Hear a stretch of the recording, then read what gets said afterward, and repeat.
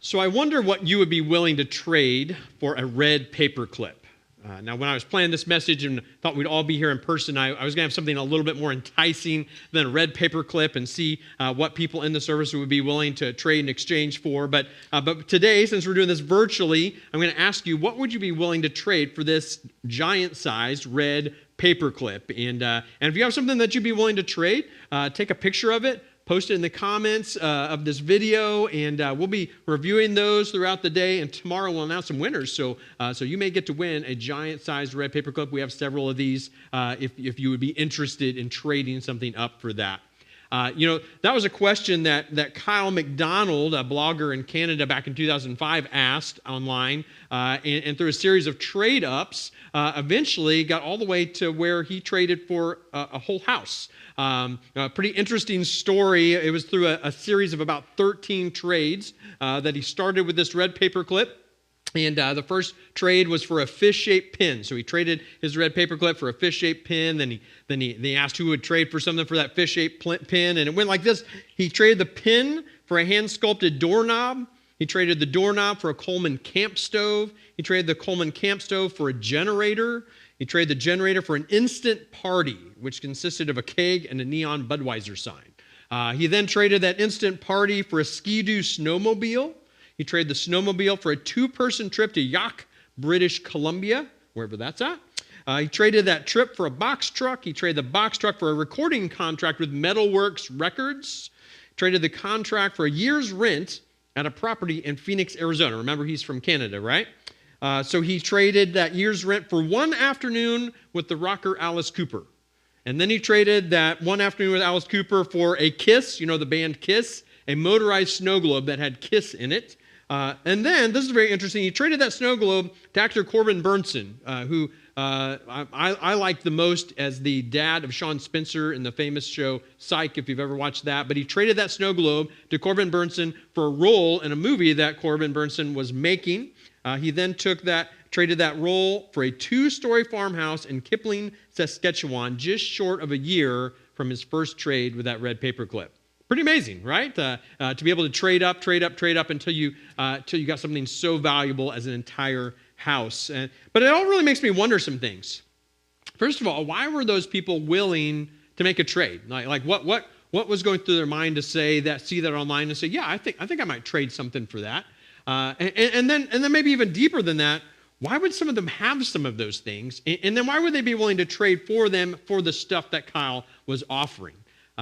It's really a process of learning people's decision-making process. And, all of us really are the sum of our decisions. And so our decision-making process is so important. As a matter of fact, our decision-making processes may be the thing that most defines who and what we are. As we think about Kyle and all those people that were trading with him, they were really making mostly priority decisions. That's a trade between right and right. So neither choice would be wrong, whether to trade or not trade. It's just a matter of what would be good, better, or best. And we all make priority decisions all the time, everything from where we're going to go eat lunch to whether we should consider a new job. Most of the time, priority decisions are those that involve time and or money.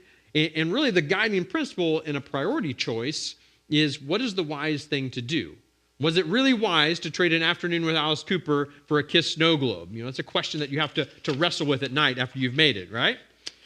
But in addition to priority decisions, we also all have to make moral decisions. And moral decisions are those that are between what is right and wrong. These are the things that either are illegal or immoral to do. And to choose wrong is to sin. And so these become really a question of integrity. And more than anything, these are the decisions that really define who and what we are. Am I going to keep my eyes and my mind pure? Am I going to tell the whole truth? Will I be fully devoted to the Lord and to nothing and no one else? And really, though, whether we're talking about priority decisions or moral decisions, every decision has consequences. And a lot of times those consequences are serious, significant, sometimes even devastating, and sometimes last beyond us into the next generations. My wife Shannon and I, we are both children of divorce. And we say often that divorce last forever. My dad died in 2004, and still my parents' decision to get divorced in some ways impacts me and my children every day. In researching divorce, some experts have found that boys who grew up in homes where a dad is not present are more likely to be incarcerated than they are to graduate college. They've gone on in that research to see that if parents' decisions and the trauma of their decisions, that if they allow those to impact their children, those can have exponential results in the brokenness and decisions of the subsequent generations, something that sociologists calls a super spreading of trauma. Now, for you today, your challenging consequences of decisions may not be divorce, but we all have consequences of our decisions. We all have decisions, whether we made them or someone else made them, that we wish hadn't happened, and we say, let's never do that again. And so one of the first principles I want us to think about as we think about how to make better decisions is we have to learn how to not make the wrong decision. And so today we're gonna start answering that and looking at that by continuing in our study in the book of Genesis. We've been walking through the last few weeks through the book of Genesis. We'll be in Genesis chapter 25 to start today. And as we've been doing that, we've been trying to answer this question, am I my brother's keeper? Now, hopefully you have your trapper keeper and you're keeping your notes and resources together in that. And I just want you to know that next week we'll have the outlines from today available in the foyer, so you can add those to your trapper keeper. You can also go to our website, buffalocalvary.com, and download all of those resources. So if you miss any week or need extra copies, you can go download those and print those anytime. So we do have those available. But today, as we continue to answer that question, am I my brother or my sister's keeper, we're going to take a look at the next set of siblings, a set of brothers, Esau and Jacob. And what we're going to find out is they have a lot to teach us by not the best example of how to not make the wrong decisions. So read with me here in Genesis 25, picking up in verse 19. It says, these are the family records of Isaac, son of Abraham. Abraham fathered Isaac. Isaac was 40 years old when he took it as his wife Rebekah, daughter of Bethuel, the Aramean, from Paddan Aram, and the sister of Laban, the Aramean. Isaac prayed to the Lord on behalf of his wife because she was childless. The Lord was receptive to his prayer, and his wife Rebekah conceived. But the children inside her struggled with each other. And she said, why is this happening to me? So she went to inquire of the Lord, and the Lord said to her, 2 nations are in your womb. 2 peoples will come from you and be separated. One people will be stronger than the other, and the older will serve the younger. When the time came to give birth, there were indeed twins in her womb. The first one came out red-looking, covered with hair like a fur coat, and they named him Esau. And after this, his brother came out grasping Esau's heel with his hand, so he was named Jacob. Isaac was 60 years old when they were born. And so we continue in this lineage of promise that started all the way back with Adam and Eve, where God told Adam and Eve, as a consequence of their wrong choices, that God was still going to preserve a remnant, an offspring that was eventually one day going to redeem everything and turn around the effects of the fall. And so we've seen this line of promise, from Adam to his son Seth, and all the way from Seth to Noah, and then through Noah's son Shem, all the way to Abraham, and now Abraham to Isaac. And Isaac has not one, but 2 sons, Esau and Jacob, at the same time, twins. It says that this was a miraculous birth because Rebekah, just like Sarah she was barren, unable to conceive, but God miraculously caused them to be able to have these children. And that's a theme we see throughout Scripture, is that very special, significant people oftentimes come through a miraculous, supernatural birth that God intervened in. But it also says that these set of brothers start out struggling, which is another theme that we see throughout Scripture. Esau is technically the firstborn, and he comes out first, but his brother Jacob is right on his heels, grabbing a hold, trying to get ahead already. The name Jacob literally means he who grasps the heel, but that can figuratively be translated either he cheats or he deceives. And their mother already knew before they were born that there was going to be tension between these boys. And as a matter of fact, God himself told her that the older was going to end up serving the younger, a reversal of the natural order of things, how a firstborn normally is the heir of and the son of promise. And how did that happen? Well, it happened through a series of bad decisions. Let's read on here in chapter 25, verse 27. It says, when the boys grew up, Esau became an expert hunter, an outdoorsman, But Jacob was a quiet man who stayed at home. Isaac loved Esau because he had a taste for wild game, but Rebekah loved Jacob. Once when Jacob was cooking a stew, Esau came in from the field exhausted. He said to Jacob, "Let me eat some of the red stuff because I'm exhausted." That is why he is also named Edom. Jacob replied, "First, sell me your birthright." "Look," said Esau, "I'm about to die, so what good is a birthright to me?" Jacob said, "Swear to me first." So he swore to Jacob and sold his birthright to him. Then Jacob gave bread and lentil stew to Esau. He ate, drank, got up, and went away. So Esau despised his birthright. So Esau gives up his rightful place of firstborn for a bowl of stew. Does that seem like a very good trade to anybody? It's not the first nor the last time that somebody trades something very important for a meal.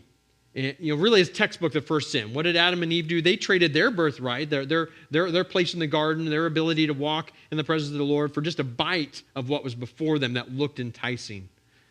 Have you ever gone grocery shopping when you were hungry? Everything looks good, doesn't it? Like you're going down the aisles and you're putting in things that have nothing to do with your list, and you're just making all these impulse choices, putting them in the cart because, man, you just want some of that and you want to eat it right now. But the only problem is that when you get to the checkout line, you're shocked by the bill, right? To allow our appetites to guide us often costs us more than we realize. Esau here thinks he's starving to death. He probably wasn't because he was standing up and he was talking. But deeper than that, we see that he was dismissive and contemptuous towards his firstborn status. Over in the New Testament, in Hebrews 12, it explains it this way. It says, "And make sure that there isn't any immoral or irreverent person like Esau, who sold his birthright in exchange for a single meal. For you know that later, when he wanted to inherit the blessing, he was rejected, even though he sought it with tears, because he didn't find any opportunity for repentance." I'm sure Esau very clearly understood what that birthright was worth. His grandfather Abraham lived until the boys were 15 years old. So I'm sure he heard more than once the story of how God called Abraham out of the land of Ur and told him to come to this land. It was a land of promise. And when he got here, that God gave him these promises to have these numerous descendants and to be a great nation and to inherit this land and to be a great people that were going to bless all peoples of the earth. And so Esau would have known all of that. And so for him to sell that for a bowl of stew meant that he really didn't have any regard or any desire for the things that God had promised. See, this is the first wrong decision we see in this story. Don't rebel against God's plan. When Jesus was starting his ministry, the Gospels tell us that he went to the wilderness and was tempted for 40 days by the devil, the deceiver, the tempter. And what's interesting is the very first tactic that the devil uses is this food trade tactic. Listen to this in Matthew chapter 4. It says, "Then the tempter approached Jesus and said, 'If you're the Son of God, tell these stones to become bread.' But Jesus, unlike Adam and Eve and Esau, resists that temptation because he answers this way. 'It is written, man must not live on bread alone, but on every word that comes from the mouth of God.' To make a better decision, we have to determine to live according to God's word, not to our own desires." Sometime later we see this next set of bad decisions for these brothers. If you'll turn with me over to Genesis chapter 27, starting in verse 1, it tells us what happens next. It says, "When Isaac was old and his eyes were so weak that he could not see, he called his older son Esau and said to him, 'My son.' And he answered, 'Here I am.' He said, 'Look, I am old and do not know the day of my death. So now take your hunting gear, your quiver, and your bow, and go out into the field to hunt some game for me. Then make me a delicious meal that I love and bring it to eat so that I can bless you before I die.'" It tells us that Isaac is old and blind. And we kind of find out as we read through this story that was more than just physical blindness. Jacob and Esau make a lot of bad decisions as we look through their life. But Isaac and Rebekah did not do a very good job either of being wise parents. They showed favoritism and they allowed themselves to be manipulated in lots of situations. And here, Isaac just simply says, "Hey, if you want me to bless you, then really what I need is for you to bring me a tasty meal." Is anybody a sucker for anything? Just something that, man, if it's on the menu, you can't say no to it. I know for me, that's usually a Reuben sandwich. Like if I go to a restaurant and there's a Reuben sandwich, corned beef and sauerkraut, I'm saying yes to that. And I'm not looking at the price tag. I'm just, yes, I'm getting that. And that's usually not got me in too much trouble. But sometimes things that we're suckers for can lead us down a bad path. Here in chapter 27, we see again this trade of the simple and immediate pleasure for things that were of much more permanent and purposeful plans. Isaac was blind to Esau's shortcomings. He was driven by a tasty meal rather than the depth of character. But his wife Rebekah also saw a selfish opportunity. Picking back up there in chapter 27, verse 5, it says, "Now Rebekah was listening to what Isaac said to his son Esau. So while Esau went to the field to hunt some game to bring in, Rebekah said to her son Jacob, 'Listen, I heard your father talking with your brother Esau. He said, bring me game and make a delicious meal for me to eat so I can bless you in the Lord's presence before I die. Now, my son, listen to me and do what I tell you. Go to the flock and bring me 2 choice young goats, and I will make them into a delicious meal for your father, the kind he loves, and then take it to your father to eat so that he may bless you before he dies.'" Jacob obviously got his deceiving tendencies from his mom. They conspire to trick Isaac into giving Jacob the blessing that was intended for Esau, and it works. Down in verse 21 of chapter 27, it says this, "Then Isaac, who was in a disguise, said to Jacob, 'Please come closer so I can touch you.'" I'm sorry, Jacob was in the disguise, not Isaac. "Then Isaac said to Jacob, 'Please come closer so I can touch you, my son. Are you really my son Esau or not?' So Jacob came closer to his father Isaac. When he touched him, he said, 'The voice is the voice of Jacob, but the hands are the hands of Esau.' He did not recognize him because his hands were hairy like those of his brother Esau. So he blessed him. Again he asked, 'Are you really my son Esau?' And Jacob replied, 'I am.'" See, Jacob had to tell an outright lie in order for this trick to work. This is our second bad decision. Don't test God. Rebekah was wrong in what she asked Jacob to do, but it was Jacob who made a willful decision to not only lie, but to dishonor his father and his brother. And if you're counting, that's 2 of the big 10 that we're never supposed to do. He had manipulated himself in having both the birthright and the paternal blessing of the firstborn, but at what cost? Back to Jesus' temptation in the wilderness, it says, "Next the devil took Jesus to the holy city, had him stand on the pinnacle of the temple and said to him, 'If you're the Son of God, throw yourself down, for it is written, he will give his angels orders concerning you, and they will support you with their hands so that you will not strike your foot against a stone.' Jesus told him, 'It is also written, do not test the Lord your God.'" We should never put ourselves knowingly in a position, no matter how gracious we know God to be, that he has to rescue us from. That's never the right choice. But that's exactly what Jacob did. He put himself in a very dangerous position because when Esau gets home, down in verse 30, it says this, "As soon as Isaac had finished blessing Jacob, and Jacob had left the presence of his father Isaac, his brother Esau arrived from his hunting. He had also made some delicious food and brought it to his father. And he said to his father, 'Let my father get up and eat some of his son's game so that you may bless me.' His father Isaac said to him, 'Who are you?' He answered, 'I'm Esau, your firstborn son.' Isaac began to tremble uncontrollably. 'Who was it then,' he said, 'who hunted game and brought it to me? I ate it all before you came in, and I blessed him. Indeed, he will be blessed.' When Esau heard his father's words, he cried out with a loud and bitter cry and said to his father, 'Bless me too, father.' But he replied, 'Your brother came deceitfully and took your blessing.' And although he does give Esau a blessing, it's not that blessing of the firstborn. And so after that, in verse 41, it says, Esau held a grudge against Jacob because of the blessing his father had given him. And Esau determined in his heart, the days of mourning for my father are approaching. Then I will kill my brother Jacob. And once again, the intent of murder between brothers comes back as a theme in this story as well. Rebekah hears about Esau's plans, and so she orchestrates to have Jacob sent back to the land of their ancestors, back to Ur of the Chaldeans, and so that he can find a wife. And we'll look more at this time of his life next week as we see him spend 20 years back in the land of his ancestors, serving his father-in-law for not one but two sisters who he marries. And so we'll look at that next week more closely. But just understand that for 20 years Jacob was gone. And it was all because of the consequences of his choices and how he responded to those consequences. And it really shows us our next bad decision, that we should never serve someone or something other than God. And with Jesus' temptation, this is the devil's final tactic. It says, again, the devil took him to a very high mountain and showed him all the kingdoms of the world and their splendor. And he said to him, I will give you all these things if you will fall down and worship me. Then Jesus told him, go away, Satan. For it is written, worship the Lord your God and serve him only.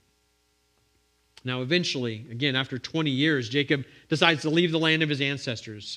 And we'll see as this kind of unfolds that, in that time, he'd really had the space to think and contemplate about his actions and his responsibilities and and how he deals with the things that he had done. And because on the way back, one of his wives tried to take some of the foreign idols with her, but Jacob's heart has begun to turn.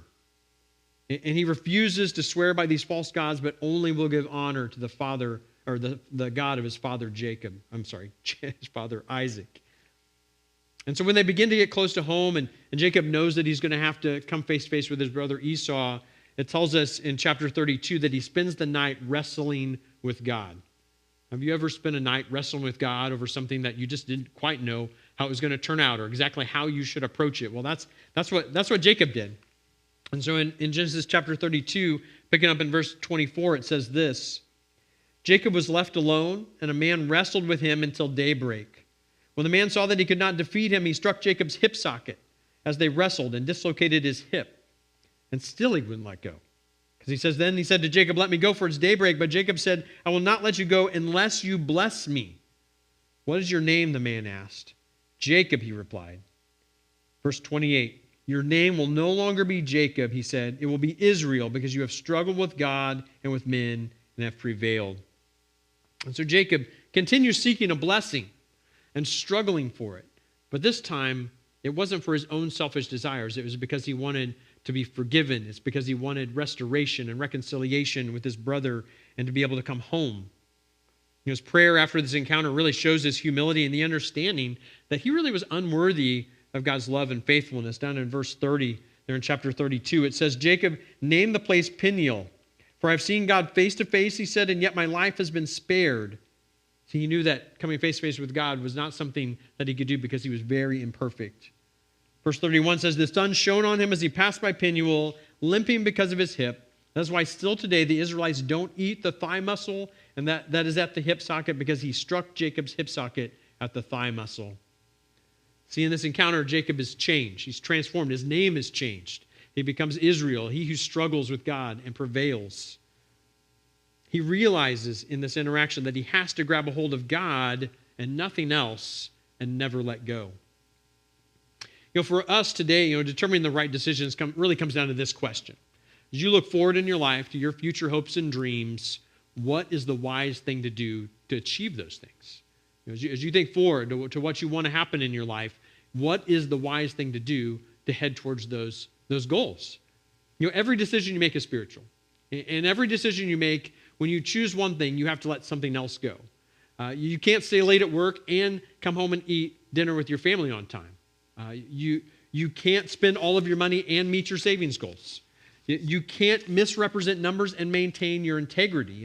And as we think about that, what we're talking about is priorities. We have to decide on our values ahead of time, or our circumstances often decide them for us. And so here's just a couple of suggestions on how we start setting priorities now so we can meet the goals that we want later. And the first thing is to set limits before you're wrong. I said earlier in this series that our culture tempts us to the edge and then ridicules us when we go over. And really the only way for us to avoid that is to set up guardrails in our life. A common thing that maybe we're tempted to say is, if it's not wrong, then it must be right. I'm sure many of us had curfews set when we were younger. That was when you were going out of the house and your parents said, hey, you need to be home by 11 o'clock or by midnight. And so you had a guardrail set by your parents. But the problem was, if you were like me, oftentimes when you're out and your curfew was approaching, you look at your watch or you look at the clock and you'd say, I think I can stay 5 more minutes. And then 5 minutes later you say, I think I can stay 5 more minutes. And you just keep pushing that boundary off until suddenly you have to go at the speed of light to turn back time to make it home on time. Because we didn't set a good enough guardrail. It's also easy, I think, sometimes for us to say if it's not illegal, it's permissible. Our parents set curfews for us, but it's not so that we can decide to stay as late as possible and not be wrong and to drive as fast as legally possible and not get caught. That's not why they set curfews. They set curfews to pull us back to have a healthy, reasonable guardrail. Really, probably the wise thing for us and our parents to say is leave by this time. And then you have a hard and fast guardrail. For all of us, we've got to set guardrails in our life. Maybe it's like me, to set how many nights a week that we on the routine are away from home so that you can guard some nights that you are home with your family. Maybe you guard what time you go to bed so you can protect your rest. Maybe you guard your time on your phone so that you don't get caught in that phone trap of doom scrolling when you're around other people and you should be looking them in the eye. And so you set limits and you turn things off on your phone and you have someone look at your screen time, so you set guardrails for yourself.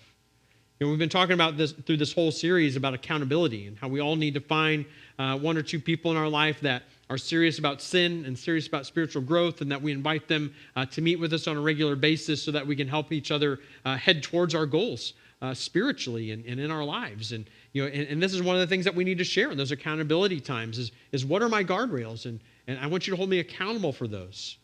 We also need to set goals in addition to limits. I want you to think about the most important parts of your life. As you think about those future hopes and dreams, what are the things that matter the most? And probably for most of us, relationships are at the top of that. Maybe your spiritual life, maybe your habits, maybe your career, maybe your finances. And so what I really want to challenge you to do is write down 3 high-level goals in what you want to see in the future. And what is it going to take to get there? Maybe it's a goal like this of how many times or how much time you're going to look those that you love in the eye throughout the day or throughout the week. And maybe you want to set some time goals for that. Maybe you're going to set a goal of when you're going to wake up in the morning. Maybe you're going to set your alarm a little earlier so you can have that time with God and that time to get ready for the day. Maybe you're going to set a goal of how many things you can buy on Amazon in a week, because we want to limit some of those impulse buys so that we're not always crashing through our financial goals. And so again, write those down. Share those with somebody. Have someone hold you accountable. And so when we do that, we've got to ask, what is the wise thing for me to do if I want to achieve these things? What do I need to start or stop doing? What would put those dreams at risk? What do I need to say no to so I can say yes to the things that I really want in my life? And I really believe if we take time this week to do that, we're going to maybe avoid those 20-year detours like Jacob took. When I look at this story and realize that Jacob became the son of promise. Matter of fact, he became the name by which God's people would be called throughout history, and the name of that great nation that God promised to Abraham that he would become. When I think about Jacob being that guy, I think, why would God bless a scoundrel like that? I mean, he did some pretty awful things. He made some really bad decisions. Why would God do that for Jacob? But I think we all have to realize that God always calls his followers because of who they will become, not because of themselves, but because of who they'll become, because of God's grace and work in our lives. None of us deserve God's blessing. We see Jacob's understanding of that in his reunion with Esau in Genesis chapter 33. It says, starting in verse 1, "Now Jacob looked up and saw Esau coming towards him with 400 men. So he divided the children among Leah, Rachel, and the 2 slave women. He put the slaves and their children first, Leah and her children next, and Rachel and Joseph last. He himself went on ahead and bowed to the ground 7 times until he approached his brother. But Esau ran to meet him, hugged him, threw his arms around him, and kissed him, and then wept."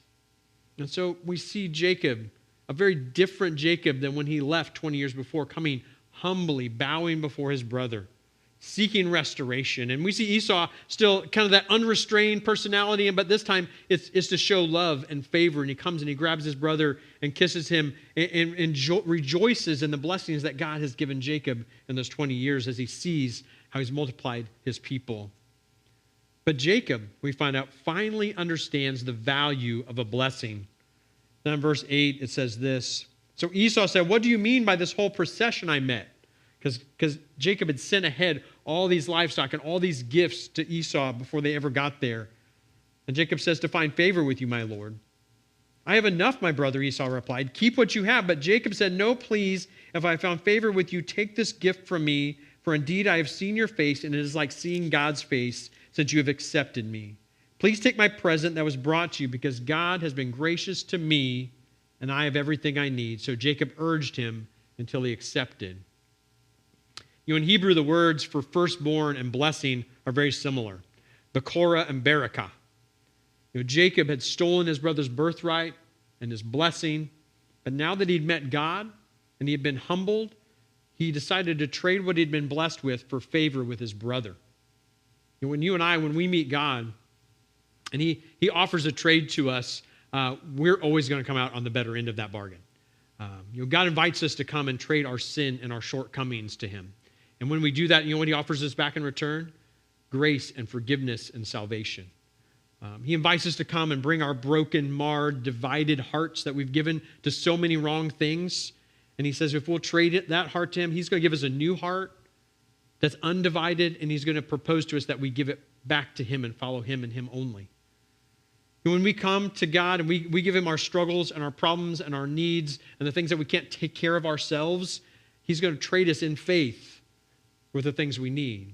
But then he's always going to ask us to give away the things that we've been blessed with for the benefit of others. Because God is good and loving and gracious to us, he calls for us to do the same for others.